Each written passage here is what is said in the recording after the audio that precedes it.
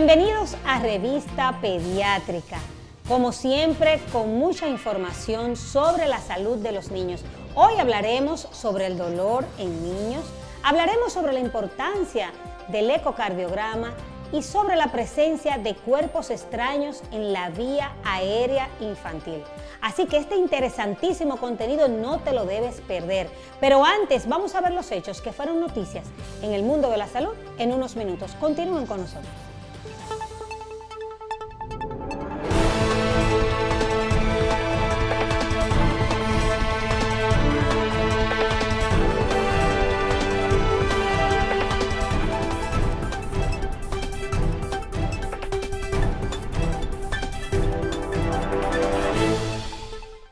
El presidente Danilo Medina, junto a las principales autoridades del sector salud, entregó el Hospital Municipal Hondo Valle, provincia Elías Piña, acto al que también asistieron otras autoridades y una nutrida presencia de comunitarios de la zona.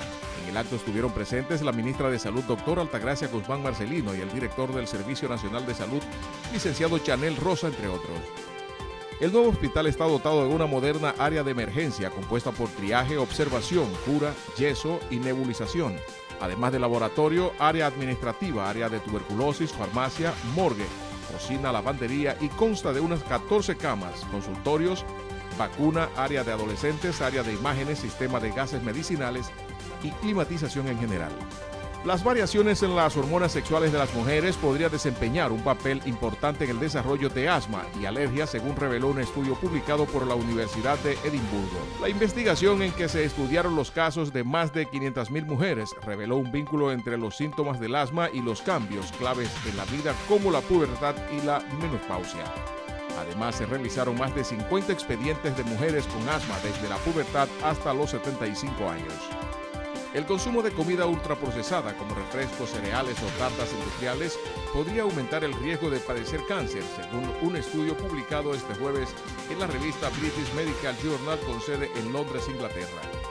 En algunos países desarrollados, este tipo de alimentos supone el 50% del consumo de la dieta de una persona, añade la investigación, que ha estado a cargo de los expertos de la Universidad Francesa de la Sorbona y de la brasileña en Sao Paulo. Estos investigadores observaron que un aumento de 10% en el consumo de comida muy procesada estaba asociado con un 12% de incremento en el riesgo de cáncer, especialmente en el de mama, en el caso de las mujeres, agrega el estudio. Al conmemorarse el 15 de febrero, el Día Internacional contra el Cáncer Infantil, diversas instituciones del mundo llevaron a cabo importantes actividades con el objetivo de sensibilizar y concientizar sobre la importancia de los desafíos a los que se enfrentan los niños y adolescentes atacados por ese mal, así como el sufrimiento de sus familiares. Se pretende enfatizar en la necesidad de que todos los niños en cualquier lugar del mundo tengan acceso a un diagnóstico y tratamiento preciso a tiempo. Según las estadísticas a nivel mundial, cada año se descubren 250 niños que padecen algún tipo de cáncer, siendo el más común la leucemia.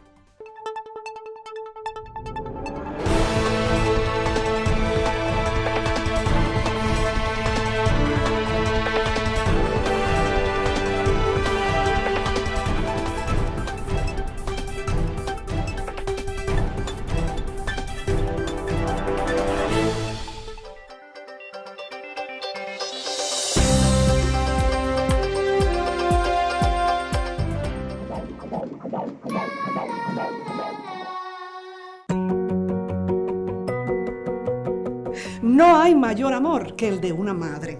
Cuidarnos del virus del Zika es nuestra responsabilidad.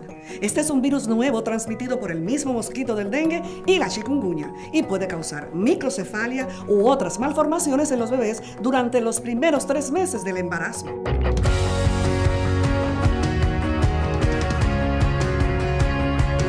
Si estás embarazada, es muy importante que siempre uses mosquitero y repelente. Ponte ropa que cubra lo más posible tu piel y no olvides eliminar todos los criaderos de mosquitos en tu alrededor. En caso de presentar fiebre, sarpullido, dolor o malestar general, acude al centro de salud más cercano y usa medicamentos solo indicados por un médico. Así que habla con tus vecinas. Cuidémonos nosotras y a nuestros hijos, porque la salud somos todos.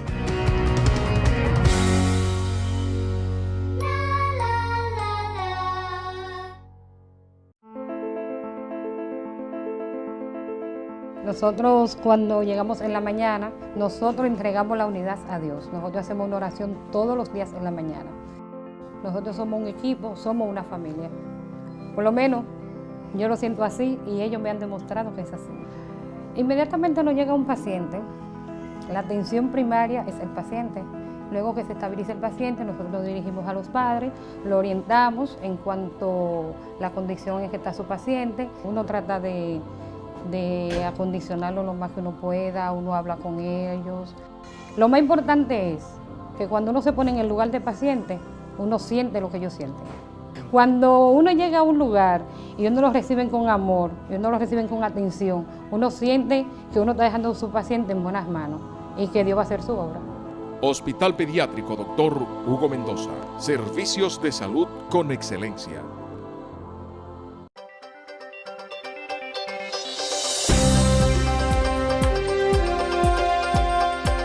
Gracias por continuar con nosotros. Estamos en presencia de la doctora Dalma de la Rosa, anestesióloga pediatra, quien ha tenido la gentileza de estar con nosotros hoy. Buenas, doctora, ¿cómo está usted? Muy buenas, doctora. Muchísimas gracias porque comunicarle a los padres sobre lo que vamos a hablar en los niños me encanta. O sea que muchísimas gracias. No, las gracias a usted. Y efectivamente, para que todos nuestros televidentes pues sepan, como habíamos anunciado al inicio del programa, vamos a hablar sobre dolor. Y es que el dolor es algo que preocupa mucho a los padres, preocupa al personal de salud y mucho más a los niños que lo padecen. Doctora, cuando hablamos de dolor, ¿a qué nos referimos exactamente? Aunque todos sabemos, porque a todos en un momento dado de la vida nos ha dado dolor. Exacto.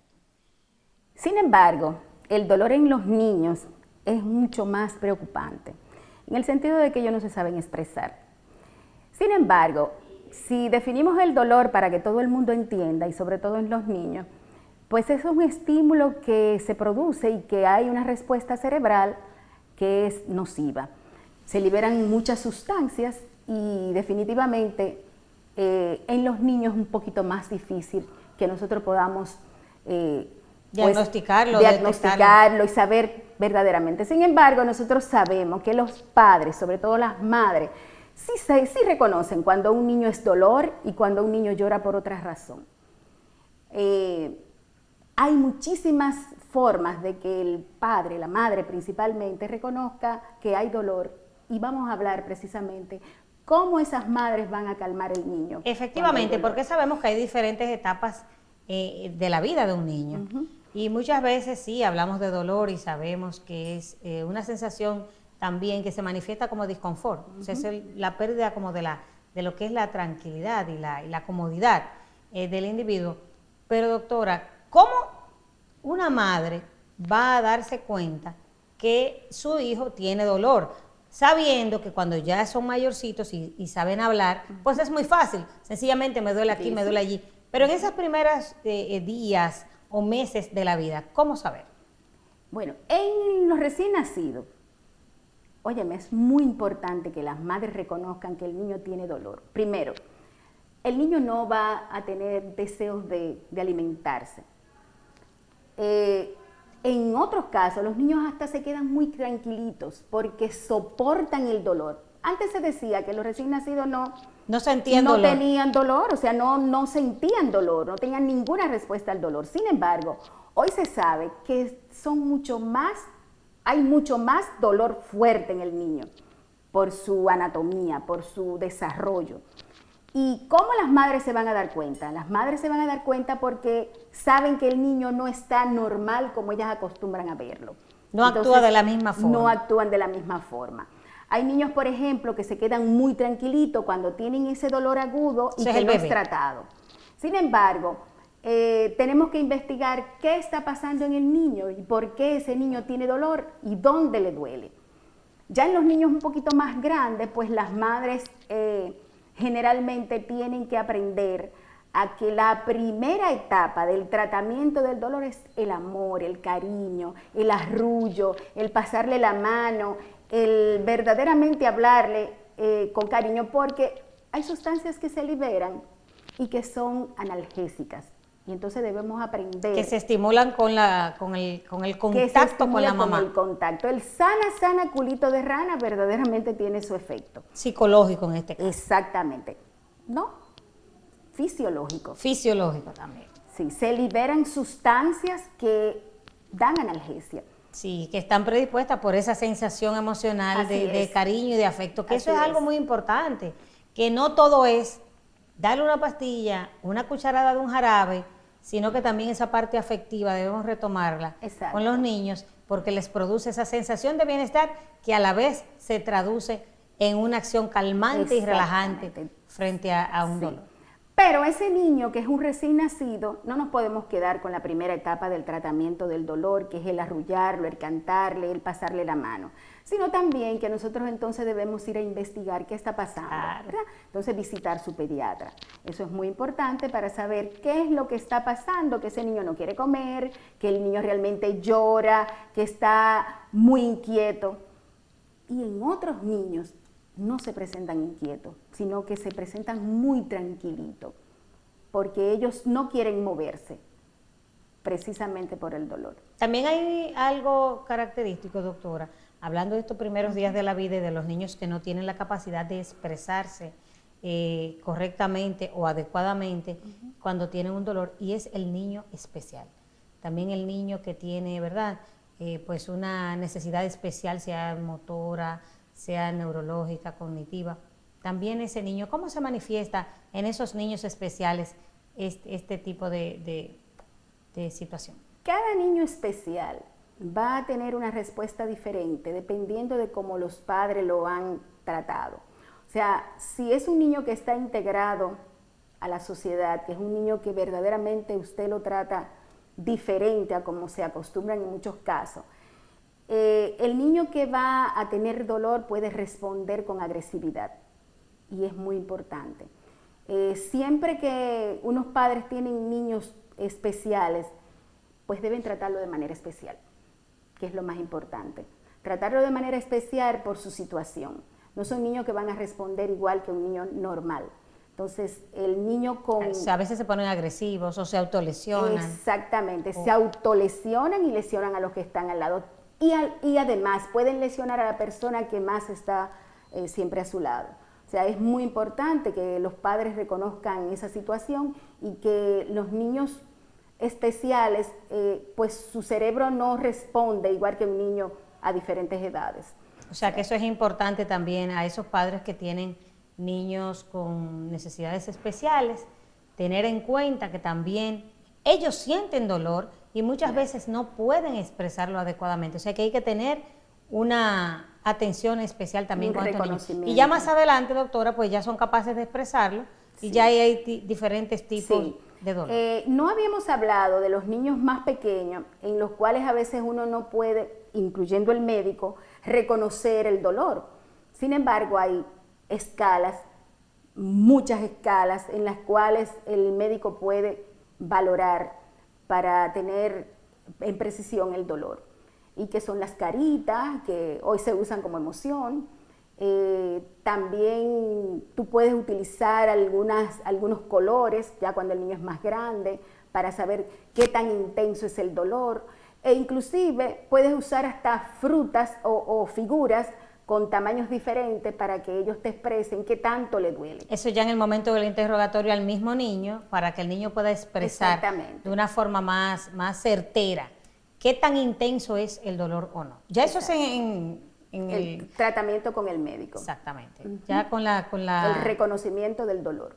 Entonces, cuando ya tenemos el reconocimiento del dolor, nosotros vamos con la historia a saber qué tiempo tiene ese niño con dolor, que es para entonces clasificar lo que es el dolor agudo, que es el de poco tiempo, y que llega a ser crónico si no lo tratamos, que es el dolor que puede dejar en la memoria al niño para un comportamiento posteriormente. Eso es algo muy importante lo que usted ha tratado, porque nos interesa saber mucho qué consecuencias tiene en la salud de un niño un dolor prolongado o no manejado adecuadamente, o que empieza siendo agudo y que luego se hace crónico.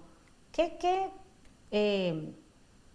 puede dejar como consecuencia a un niño este tipo de situaciones? El dolor agudo, cuando no es tratado, pues vamos a tener un dolor crónico. Y ese dolor crónico que el niño padece sin ser tratado se va a definir posteriormente y se va a encontrar en un niño que en la escuela no se porta bien, que es un niño que no aprende, que es agresivo, que pelea con nuestros compañeros. Y no vamos a hablar simplemente de los niños que están en primaria, sino también repercute cuando son adolescentes. O sea, el dolor en el niño es muy importante porque queda en su memoria. Y las respuestas son muy negativas en el comportamiento, tanto en el hogar como en la escuela. O sea que es muy importante que nosotros podamos hacer un diagnóstico de dolor y tratarlo adecuadamente. Doctora, una pregunta. Hay niños que tienen, vamos a hablar un poquito algo que es muy interesante y es el umbral del dolor. ¿Por qué hay personas o niños, en este caso los niños, que le duele con mayor intensidad? Vamos a partir de la premisa de que ambos han recibido la misma agresión. Pero hay a alguien que le duele más y a alguien que le duele menos. ¿A qué se debe esa situación? Bueno, vamos a hablar un poquito más, no sobre el que le duele más y el que le duele menos, sino quiénes soportan más el dolor. En los recién nacidos, el dolor es mucho más fuerte por la anatomía, por el desarrollo de sus fibras nerviosas. Y dijimos antes que ellos se quedan tranquilitos. Pienso que es un medio de defensa. Sin embargo, el niño, y al igual que en muchos adultos, tenemos mucho más resistencia unos al dolor, y eso es psicológico. Eso es simplemente es tu personalidad como ser humano. O sea, tu personalidad como ser humano puede realmente soportar más el dolor que otro. Y eso no quiere decir que ese dolor no sea intenso. Sin embargo, la respuesta de cada uno sería, en dado caso, diferente. O sea, que cada quien tiene sus características fisiológicas que le permiten una mayor resistencia a un estímulo agresivo que puede generar dolor frente a otro. Exacto, y esa es su personalidad. O sea, hay niños que son muy ñoñitos, que cualquier cosa pues le causa mucho más desconfort. O sea, el niño se va a sentir, wow, que le duele mucho. Y hay otros que lo soportan. Y eso va a depender de la persona misma. O sea que definitivamente el dolor va a responder dependiendo de cómo... Oh, qué interesante. Doctora, y cuando vamos a hablar un poquito del dolor quirúrgico. Una de las mayores preocupaciones de los padres es que cuando el niño sale de un procedimiento quirúrgico, cualquiera que fuere, pues el tema de la continuidad de la analgesia es muy preocupante. Este tipo de situaciones o de contextos que se dan cuando el niño sale de un procedimiento quirúrgico. Entonces, en ese caso, ¿cómo manejar ese tipo de cuadro clínico? Interesante, doctora. Mire, el dolor posquirúrgico debe ser tratado de manera preventiva. O sea, un paciente pediátrico que es sometido a un procedimiento anestésico quirúrgico es un paciente que no debe sentir dolor. Ese niño inicialmente, antes de iniciar la cirugía, debe tener analgesia para que el cerebro realmente tenga la información y pueda verdaderamente bloquear ese dolor. O sea, nunca debe iniciarse un procedimiento quirúrgico. El cirujano no debe iniciar el procedimiento quirúrgico antes de que ese paciente, sea niño o adulto, esté totalmente sin dolor. Y posterior a la cirugía, ese niño debe ser tratado, antes de salir del quirófano, debe ser tratado con analgesia multimodal. O sea, queremos decir que la analgesia multimodal son varios analgésicos que van a tratar al paciente de manera efectiva para evitar el dolor posquirúrgico y mantenerlo en las horas en que necesite ese paciente mejorar su agresión quirúrgica.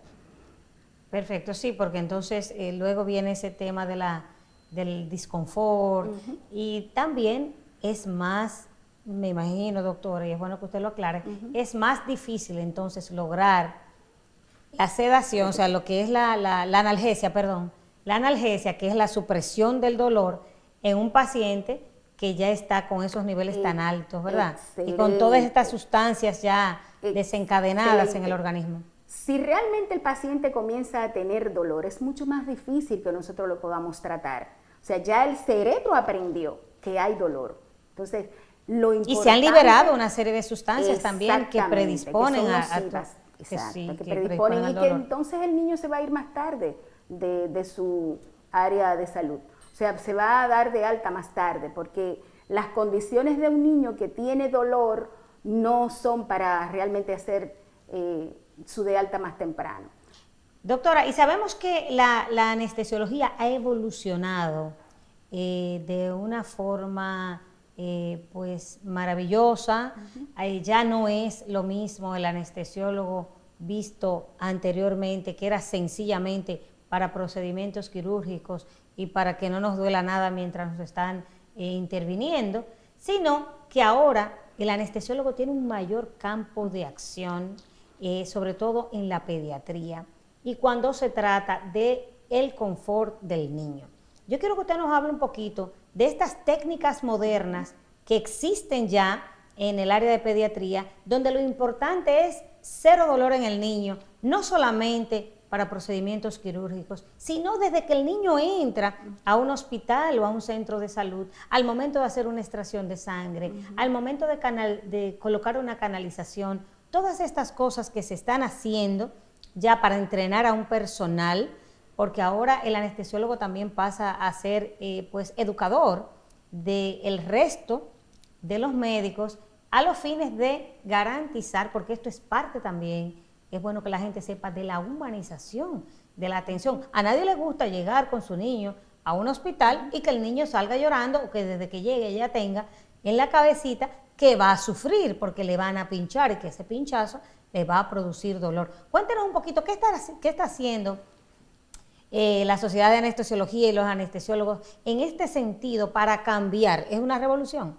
cambiando totalmente y rompiendo con los paradigmas del dolor en los niños.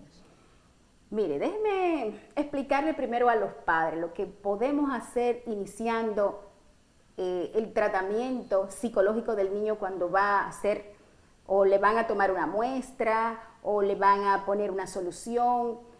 Es muy importante que las madres no le den ese miedo al niño también, de que lo van a apoyar. También desde la A veces cuando los regañan, lo primero que le dicen, te voy a llevar al doctor para que te pullen. Entonces esa es una situación que verdaderamente el niño ya está predispuesto. Está predispuesto. Sin embargo, nosotros los médicos, los anestesiólogos, también debemos tener una buena empatía con el bebé en el primer momento que nosotros vamos a tener ese primer contacto, tanto con el niño como con el padre. Y el ambiente en que vamos a recibir el niño debe ser verdaderamente lleno de colores, de juguetes. Y hasta olores. Olores, de manera que ellos se sientan en confort y que tengan confianza con esa persona que los recibe, que los examina, que realmente los reconoce para luego entonces llevarlo al área quirúrgica. ¿Qué está pasando con la anestesiología y sobre todo en los niños? Es un niño que no va a ser canalizado, o sea, no se le va a poner una solución, no se le va a poner un catéter de las venas antes de llevarlo al quirófano. Claro, en los pacientes que se le va a hacer procedimientos como hernias, que se le va a hacer una circuncisión, que son pacientes que son electivos y que además ambulatorios se van a su casa ese mismo día. Pues ese niño generalmente entramos con él al quirófano, debe ser por lo menos con un muñequito. En el área de la evaluación preanestésica, pues el niño se le enseña lo que va a hacer, que va a respirar.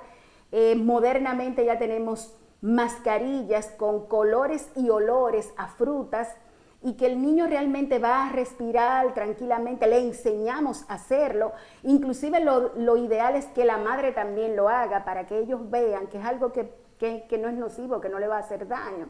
Entonces él va acompañado con su anestesiólogo que conoce, que lo va a poner a hacer lo que ya antes le practicamos, que con es confianza, comenzar a respirar una sustancia que es inhalatoria y que él va a dormir tranquilamente. Y luego que el niño ya esté dormido, entonces comenzamos a ponerle la solución, a ponerle que no su siente suero, dolor. que no va a tener dolor. Inmediatamente nosotros insertamos la agujita, el catéter para pasarle la solución y tenerlo canalizado, pues en ese mismo momento ya comienza la analgesia. Ya comenzamos a administrarle la analgesia para en ese momento decirle al cirujano cuándo puede iniciar. Y vamos a tener un monitor donde vamos a ver todos los signos vitales de ese niño, cómo está respirando, cómo está su corazón, y su temperatura. Todo eso nosotros lo vamos a manejar adecuadamente, y cuando terminamos el procedimiento quirúrgico, pues el anestesiólogo termina último, porque vamos a recuperar ese niño antes de llevárselo a la madre, ¿de acuerdo?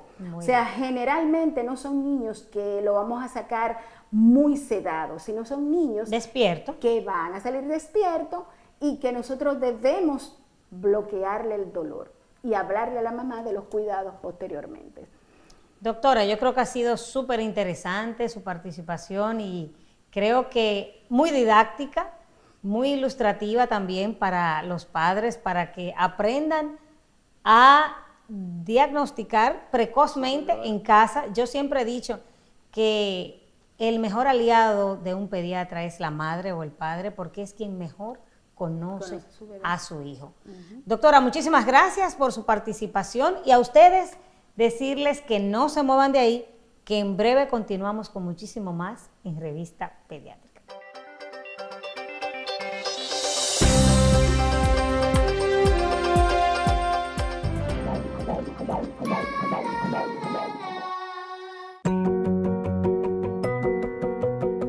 No hay mayor amor que el de una madre.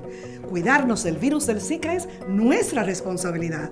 Este es un virus nuevo transmitido por el mismo mosquito del dengue y la chikungunya, y puede causar microcefalia u otras malformaciones en los bebés durante los primeros 3 meses del embarazo.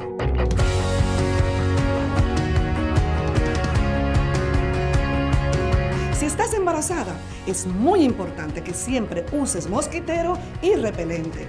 Ponte ropa que cubra lo más posible tu piel y no olvides eliminar todos los criaderos de mosquitos en tu alrededor. En caso de presentar fiebre, sarpullido, dolor o malestar general, acude al centro de salud más cercano y usa medicamentos solo indicados por un médico. Así que habla con tus vecinas.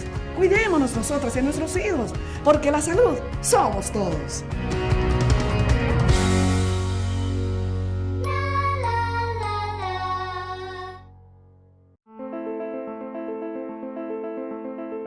Nosotros cuando llegamos en la mañana, nosotros entregamos la unidad a Dios. Nosotros hacemos una oración todos los días en la mañana. Nosotros somos un equipo, somos una familia. Por lo menos yo lo siento así y ellos me han demostrado que es así. Inmediatamente nos llega un paciente. La atención primaria es el paciente. Luego que se estabiliza el paciente, nosotros nos dirigimos a los padres, lo orientamos en cuanto a la condición en que está su paciente. Uno trata de acondicionarlo lo más que uno pueda, uno habla con ellos. Lo más importante es que cuando uno se pone en el lugar del paciente, uno siente lo que ellos sienten. Cuando uno llega a un lugar y uno lo reciben con amor, y uno lo reciben con atención, uno siente que uno está dejando a su paciente en buenas manos y que Dios va a hacer su obra. Hospital Pediátrico Dr. Hugo Mendoza. Servicios de salud con excelencia.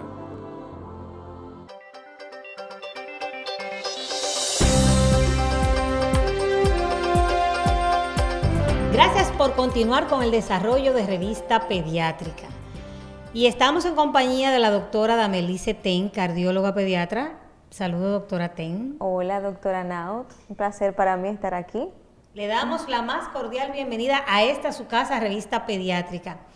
Doctora, y vamos a hablar sobre un estudio que sabemos que es un estudio diagnóstico muy común en la especialidad de cardiología, y es el ecocardiograma. Mucha gente nos ha pedido que hablemos sobre este estudio, pues cuando se le indica a un niño el ecocardiograma, pues suscita un poco de interés y de preocupación a veces, caramba, ¿por qué me le indican a mi niño un ecocardiograma? Y que también usted establezca la diferencia entre el ecocardiograma y el electrocardiograma, que a veces por la similitud de las palabras, pues la gente lo confunde. Bien, el ecocardiograma se ha constituido en los ojos de nosotros, los cardiólogos pediatras. Ustedes saben que el eco es como una sonografía, así es que yo le digo a los padres, una sonografía del corazón de su niño, que nos permite a nosotros ver el corazón en tiempo real. Es decir, el corazón lo vemos latiendo, nosotros se lo mostramos a los padres, le mostramos sus 4 válvulas, las paredes, las 4 cavidades. Lo ven en una pantalla. Completamente en tiempo real, en el mismo momento en que está latiendo el corazoncito del niño. Y esto nos permite ver si el niño tiene algún defecto en la estructura del corazón. O sea, vemos estructura y vemos hemodinamia, como nosotros decimos, la función del corazón, cómo se mueven los fluidos, cómo se mueve la sangre, en qué dirección, a qué velocidad se mueve la sangre dentro de las válvulas, cuando atraviesa por una arteria. Eso es muy importante, ya que cuando encontramos una velocidad acelerada en algún lugar, esto nos hace diagnosticar si existe alguna válvula estrecha o alguna válvula que esté insuficiente. Para realizar ese ecocardiograma, el niño por lo general nosotros lo necesitamos tranquilo. Y le pedimos a los padres que traten, si es temprano en la mañana, de darle la leche, si es un niño pequeño, lo más temprano posible, por si tenemos que dormir el bebé, sobre todo en esos niños que sospechamos que tienen una cardiopatía, ya que si el niño es cardiópata, el estudio debe ser lo más completo posible, porque esto es lo que le va a dar la información al cirujano de cómo está ese corazón y qué técnicas quirúrgicas él debe hacer para corregir esa cardiopatía que tiene ese niño. Bien, entonces nosotros como cardiólogos usamos múltiples estrategias, inclusive podemos dejar el niño con la mamá, el niño en brazos, con la mamá sentada. O sea, que ese estudio se hace perfectamente en presencia de los padres, no hay que sacarlo a los papá, mamá, es con él ahí. Con los padres preferiblemente, para que el niño esté tranquilo. Podemos alimentar al niño en ese momento también para que esté tranquilo, porque lo importante es que queremos que el paciente esté en la mejor condición, en el mejor estado basal, como nosotros llamamos, que no esté tan taquicárdico, para que podamos ver adecuadamente si existe un defecto o no. Este estudio no duele. Se le iba a preguntar si no era doloroso. No invasivo, nosotros utilizamos un gel que nos permite ver mejor la anatomía cardíaca. Y por lo general, si el corazón está sano, tarda aproximadamente 7 minutos.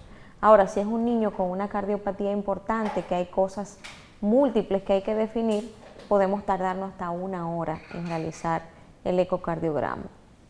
Hay múltiples ecocardiogramas, múltiples tipos, no solamente está el tradicional que ustedes conocen, que es el ecocardiograma transtorácico, también está el ecocardiograma transesofágico, que es como si fuera una endoscopía, se utiliza una sonda diferente. En este caso, el niño debe estar dormido. Sedado. Sí, nosotros lo hacemos bajo la asistencia de un anestesiólogo, que es el mismo estudio que se realiza durante la cirugía de corazón abierto del bebé. Entonces, este estudio transesofágico es invasivo, este sí es invasivo, porque la sonda debe introducirse por el esófago y hay un contacto directo con el corazón. ¿Y en qué casos, doctora, se indica el transesofágico? En los casos de que tú tengas que definir una anatomía y la ventana ecocardiográfica del paciente no te permita ver defectos pequeños. Por ejemplo, una persona muy obesa, que tú quieras ver un defecto pequeño como un foramen oval, cuando tú quieres definir cuál es el mecanismo de daño que tiene una válvula, para tú explicarle al cirujano si podemos hacer reemplazo de la válvula o si simplemente con una plastía o un arreglo de la válvula es suficiente. Nosotros nos valemos mucho de eso y lo hacemos en todos los niños que vamos a operar a corazón abierto en la sala de cirugía. Siempre se hace antes de cirugía para definir mejor la anatomía y qué es lo que hay que hacer en el momento de la cirugía. ¿Y qué otro tipo? ¿Son esos dos tipos? Está también el ecocardiograma fetal. El ecocardiograma fetal es sumamente importante y ha traído en los últimos tiempos mucho valor debido a que hay indicaciones precisas que deben hacerse un ecocardiograma fetal.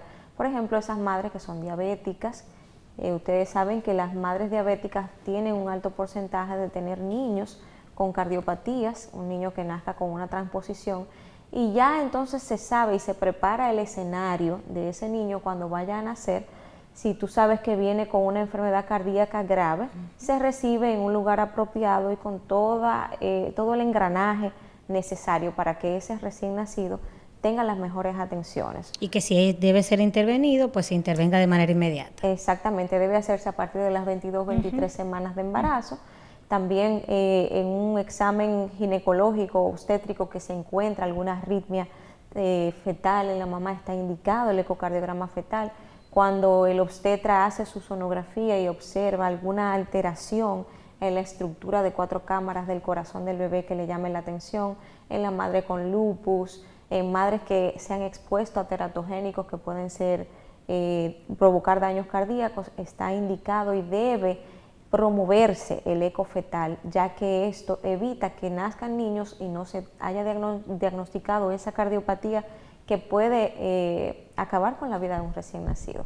Efectivamente, doctora. Entonces, la diferencia entre el ecocardiograma y el electrocardiograma, sí, brevemente, así para que la gente tenga una idea de cuál es la diferencia. Muy importante, porque la gente generalmente se confunde y cuando le indican, se hace un electro, dicen, no, pero ya yo me hice el eco, y piensan que el eco y el electro es lo mismo.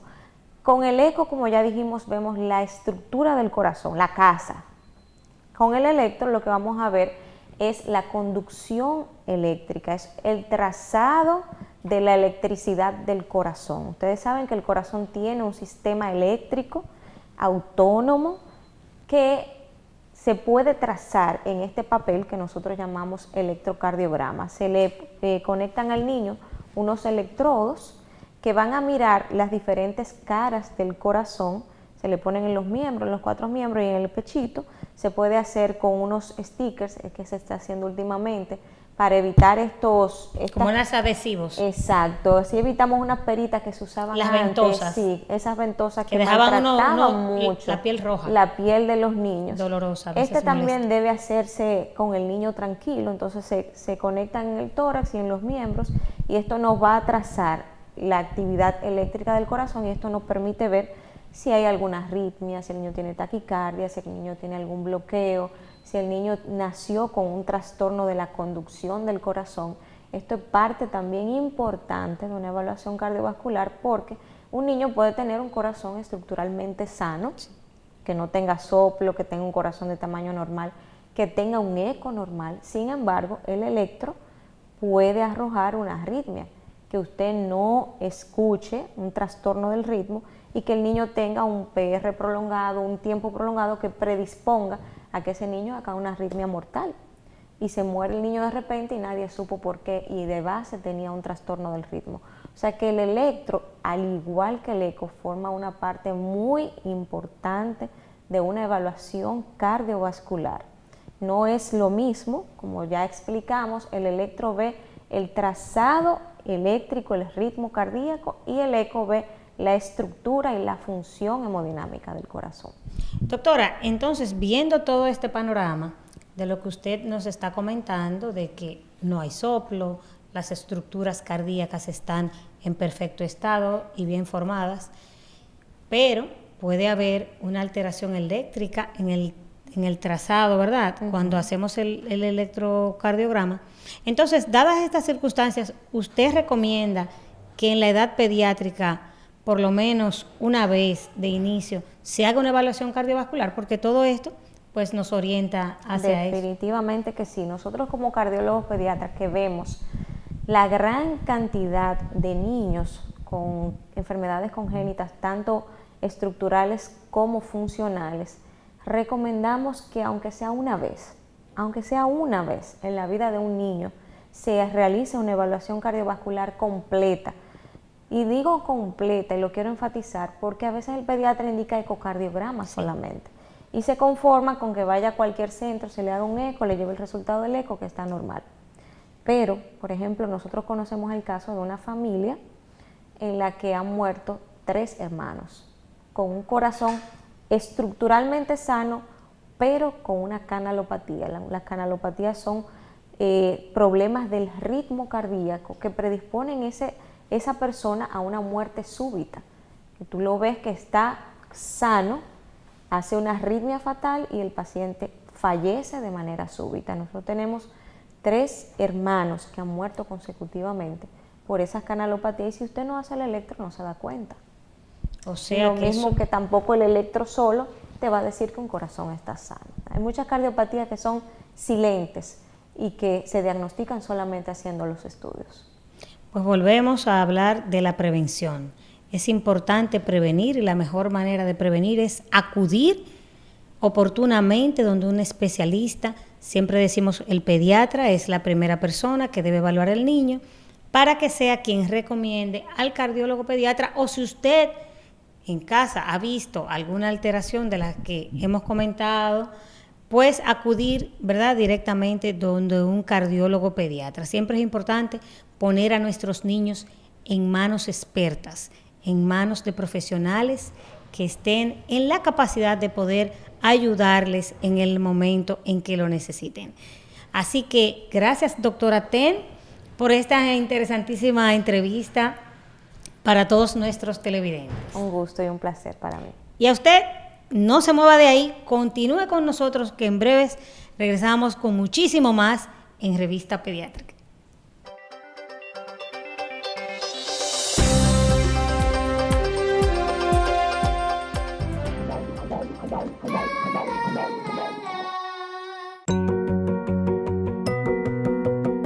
No hay mayor amor que el de una madre. Cuidarnos del virus del Zika es nuestra responsabilidad. Este es un virus nuevo transmitido por el mismo mosquito del dengue y la chikungunya y puede causar microcefalia u otras malformaciones en los bebés durante los primeros 3 meses del embarazo.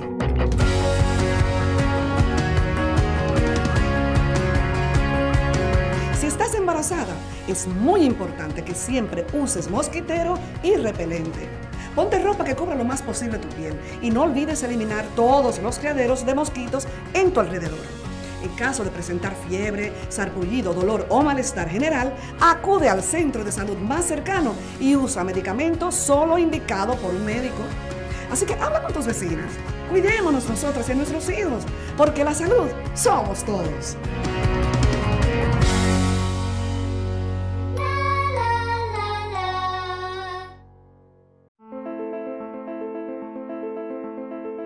Nosotros cuando llegamos en la mañana, nosotros entregamos la unidad a Dios. Nosotros hacemos una oración todos los días en la mañana. Nosotros somos un equipo, somos una familia. Por lo menos yo lo siento así y ellos me han demostrado que es así. Inmediatamente nos llega un paciente, la atención primaria es el paciente. Luego que se estabiliza el paciente, nosotros nos dirigimos a los padres, lo orientamos en cuanto a la condición en que está su paciente. Uno trata de acondicionarlo lo más que uno pueda, uno habla con ellos. Lo más importante es que cuando uno se pone en el lugar del paciente, uno siente lo que ellos sienten. Cuando uno llega a un lugar y uno lo reciben con amor, y uno lo reciben con atención, uno siente que uno está dejando a su paciente en buenas manos y que Dios va a hacer su obra. Hospital Pediátrico Dr. Hugo Mendoza. Servicios de salud con excelencia.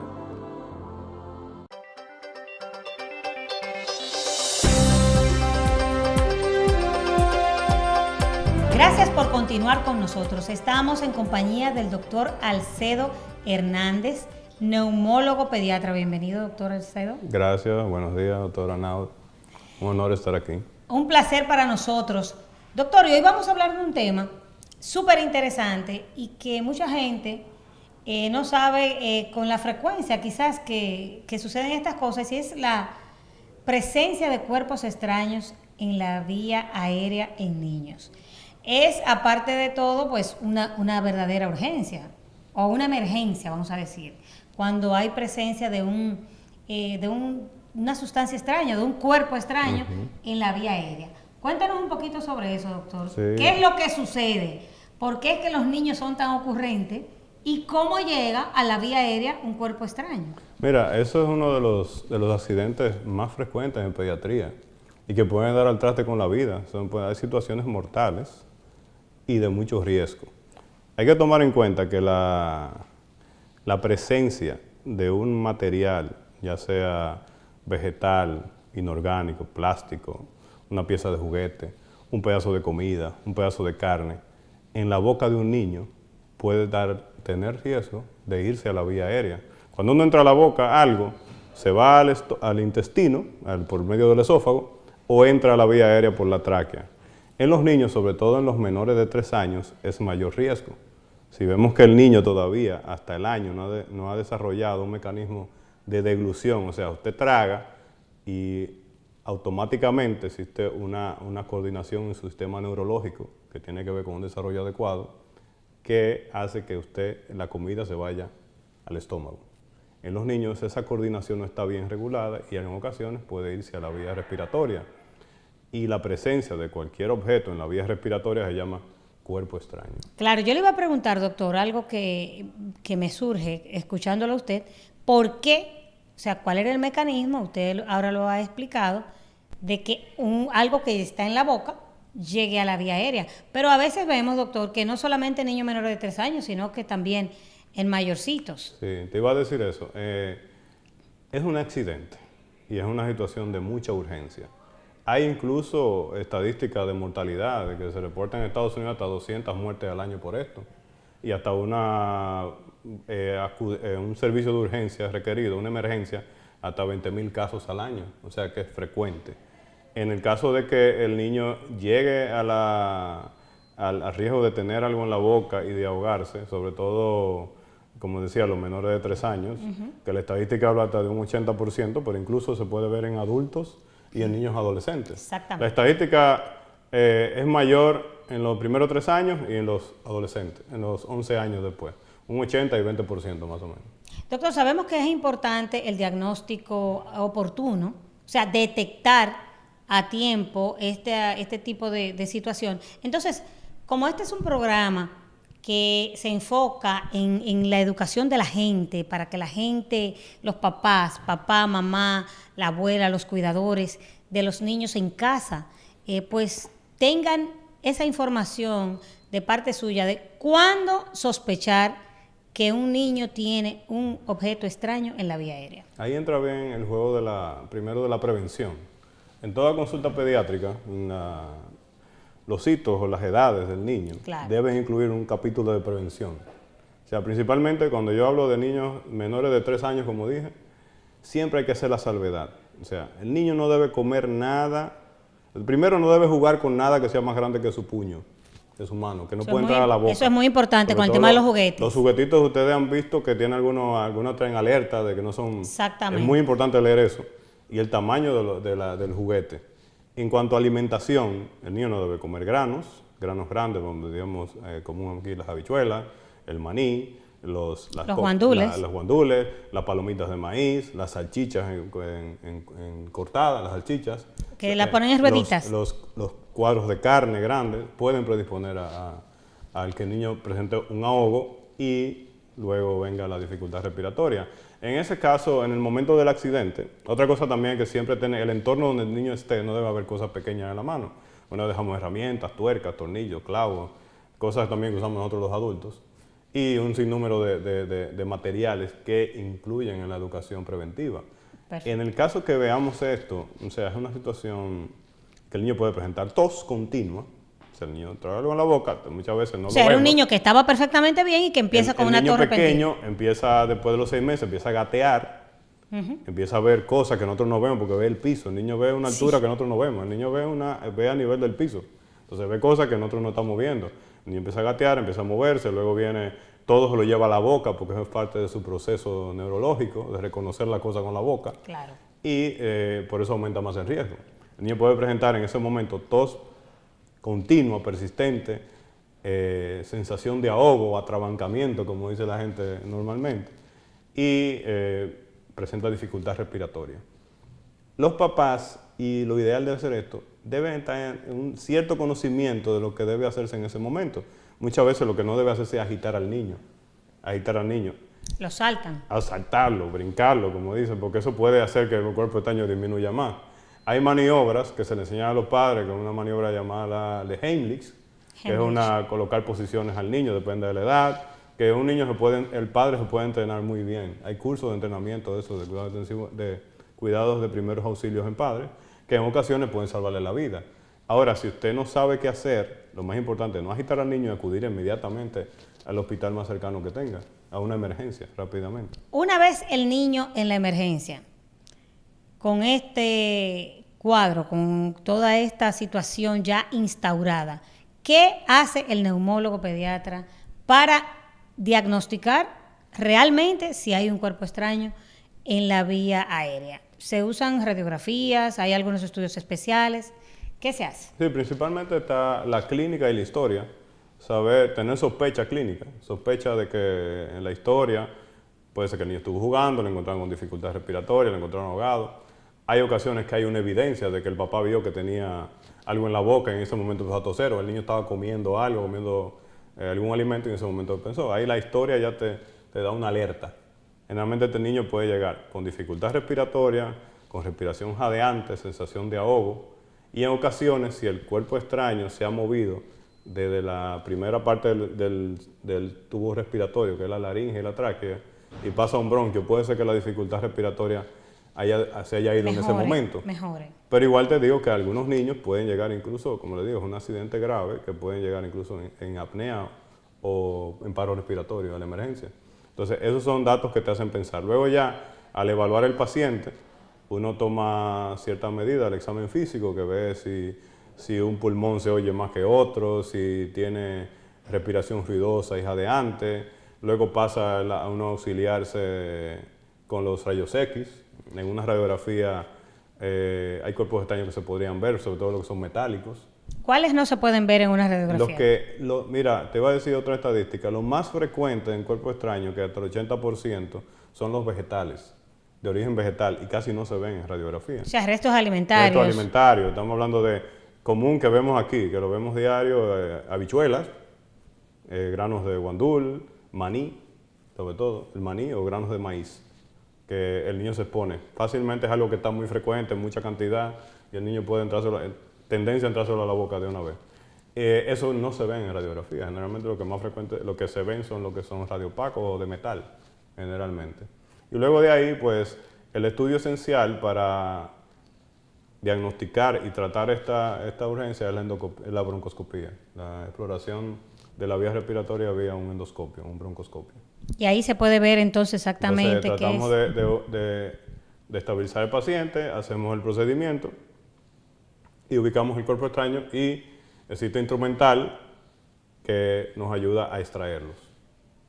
¿Tiene algún riesgo la broncoscopía, alguna situación adversa para el paciente o es totalmente inocua y es lo que hay que hacer? Lo ideal es que el paciente, como llega con una urgencia respiratoria, estamos hablando que es algo de riesgo vital, la broncoscopía puede salvarle la vida. Perfecto. Entonces, sí hay que estabilizar. Es más beneficio que riesgo. Hay que estabilizar al paciente, tenemos que llevarlo pues con todos los controles médicos del lugar y hacer el procedimiento. El procedimiento, como todo procedimiento invasivo, que hay que llevarlo, requiere anestesia general, requiere controles de signos vitales y generalmente las complicaciones no son muy graves, siempre y cuando se tomen las precauciones y en manos de un experto. Y que esté realizada por alguien que esté capacitado en realizar el procedimiento.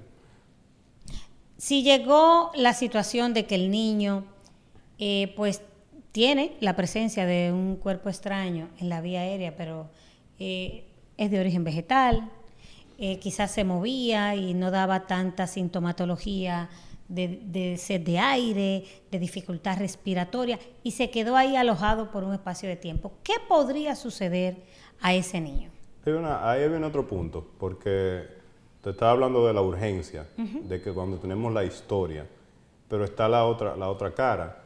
Hay niños que hicieron, y lo hemos visto, en un momento, una broncoaspiración, o sea, se fue un cuerpo extraño a vía aérea y tiene varias semanas o varios meses teniendo síntomas respiratorios frecuentes que no se han aclarado. Por ejemplo, una tos persistente, el niño que hace neumonía persistente, ya son términos más médicos y te requiere más una evaluación del pediatra. Que tiene un cuadro respiratorio que se está estudiando. El niño que hace neumonía frecuente, el niño que hace una tos que no se explica por qué, que se han descartado muchas pues patologías que se asocian al atojo, a síntomas respiratorios frecuentes, una dificultad respiratoria inexplicada, debe prender la sospecha de que pueda haber un cuerpo extraño.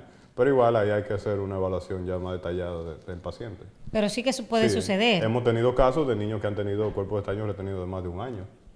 Y son niños que el niño, por ejemplo, no ha pasado en adolescentes.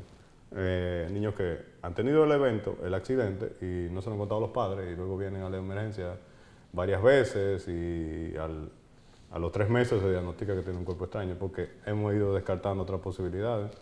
Niños pequeños que hacen crisis de dificultad respiratoria frecuente. Tenemos que tomar la causa, pero ya eso es una decisión del médico. Una decisión del médico que requiere una evaluación ya más especializada. Pero que lo importante es destacar que sí que puede suceder que se dé esa situación. Claro que sí. Que claro. Por un cuadro respiratorio persistente siempre es importante pensar o sospechar la posibilidad de que haya la presencia de un cuerpo extraño en la vía aérea. ¿Y qué es lo más pintoresco que el doctor Alcedo Hernández ha extraído de la vía aérea? Porque sabemos que los niños son creativos. Sí, ahí nosotros siempre manejamos, te digo que en donde hacemos endoscopía tenemos un museo de cuerpos extraños, pero hemos tenido desde tachuelas, chambras, habichuelas, maíz, tapas de lapicero, hemos tenido la parte que hace el sonido del pito, de los pitos de plástico que venden en la escuela. Esos pitos que tienen 2 partes. Hemos tenido varios casos, te podía nombrar 10 casos de niños que han tenido broncoaspiración de la parte interna de un pito. Incluso en una ocasión hicimos una alerta a nivel de las escuelas porque lo vendían en las escuelas. El niño para activar el pito tiene que inspirar, hacía una inspiración, entonces la parte se iba a la vía respiratoria. Y hemos tenido varios casos y al tener el cuerpo extraño en el pulmón dentro, uno de los signos clínicos que hacía el niño era que pitaba cuando respiraba. Wow. Era uno de los hallazgos que teníamos. Eso, y un sinnúmero de cuerpos extraños. Realmente, la mayoría de los cuerpos extraños se van al esófago. Eso es lo que le iba a decir. Siempre que entra a la boca, es más frecuente que vaya al esófago. Que se vaya al esófago y baja al estómago. Y tenemos un sinnúmero de cuerpos extraños. Pero siempre los que son más pequeños se pueden ir a la vía respiratoria. Doctor, usted al inicio, ya para finalizar, había tocado un punto, tocó un punto sumamente importante y es la prevención. Ya para finalizar, me gustaría que usted como especialista en el área y como persona que tiene experiencia en este tipo de situaciones, que son situaciones estresantes, tanto para la familia, para el médico y mucho más para el niño, unas palabras de exhortación a los padres a los fines de que evitemos este tipo de situaciones. Sí, es bueno que entiendan los padres que el niño hasta los 3 años no ha desarrollado adecuadamente el mecanismo de tragar, de deglutir. Entonces hay que proteger esa parte. El niño no puede comer comida fragmentada en pedazos grandes, sobre todo los menores de 1 año. No debe jugar con nada menor que el tamaño de su puño, que puede entrar a la boca. Debemos tener el entorno de juego del niño limpio de cualquier fragmentito, juguetito o piezas de metal pequeñas que el niño puede ingerir. Recordarse que siempre los niños se llevan todo a la boca. El tema de prevención es esencial y sobre todo la manera de alimentarlo, de no darle palomitas, no darle fragmentos de carne grande, salchichas y exponer almendras, frutos secos, semillas como maní, nueces, etcétera.